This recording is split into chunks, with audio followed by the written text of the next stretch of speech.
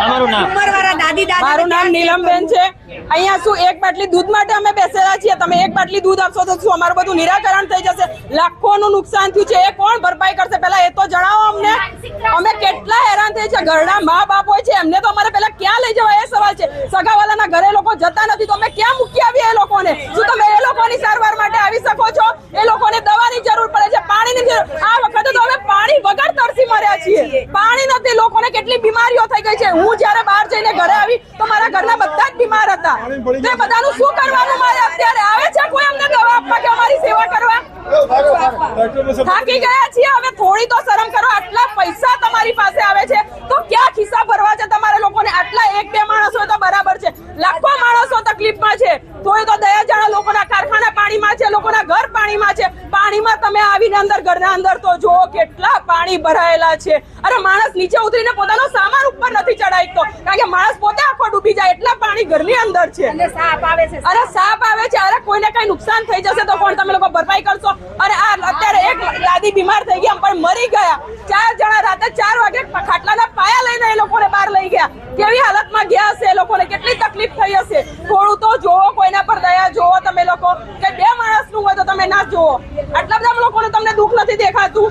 શું કરવાની એસએમસી અમારે? હાય હાય એસએમસી, હાય હાય હાય।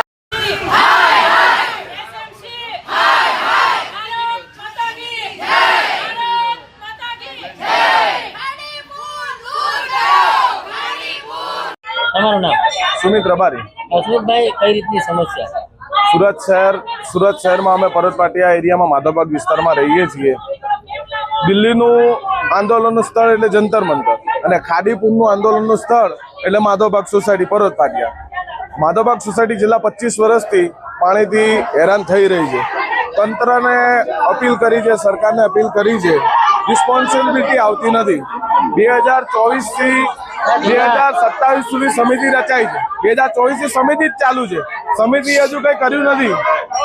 સરકાર એમ કે છે કે અમે પાકિસ્તાનમાં જતું સિંધુનું પાણી અટકાવી દઈએ તો આ ખાડી તો સુરત જિલ્લાની નાની છે। સુરત જિલ્લાનું આ પાણી તો સિંધુ નદીના બરોબરમાં તો 1 ટકો નથી। એટલે સરકારને અપીલ છે કે સિંધુનું પાણી નહીં અટકાવવું, ખાડીનું પાણી અટકાવો, તંત્રને જગાવો।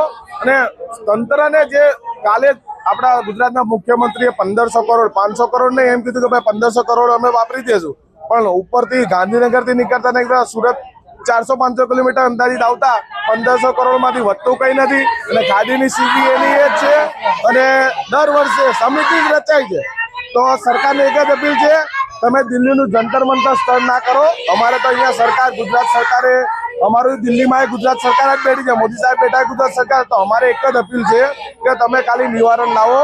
અમારે કોઈ જંતર મંતરે નથી કરવું કે કોઈ દંગા પ્રસાદે નથી કરવા, પણ અલર્ટ આપીએ છીએ કે કરશું ખરા, તમે કોઈ નિવારણ નહીં લાવો। 5 વર્ષથી સમિતિ રચાઈ છે, એટલે સિંધુનું પાણી સાહેબ અટકાવો, પણ આ ખાડીપુર તો અટકાવો।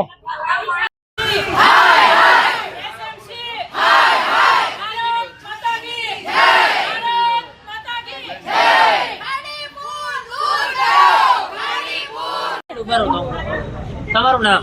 મારું નામ પટેલ પન્નાબેન। કરોડપતિ છીએ બરાબર, પણ એસએમસી ના પાપે આજે અમે લાખોમાં નથી રહ્યા।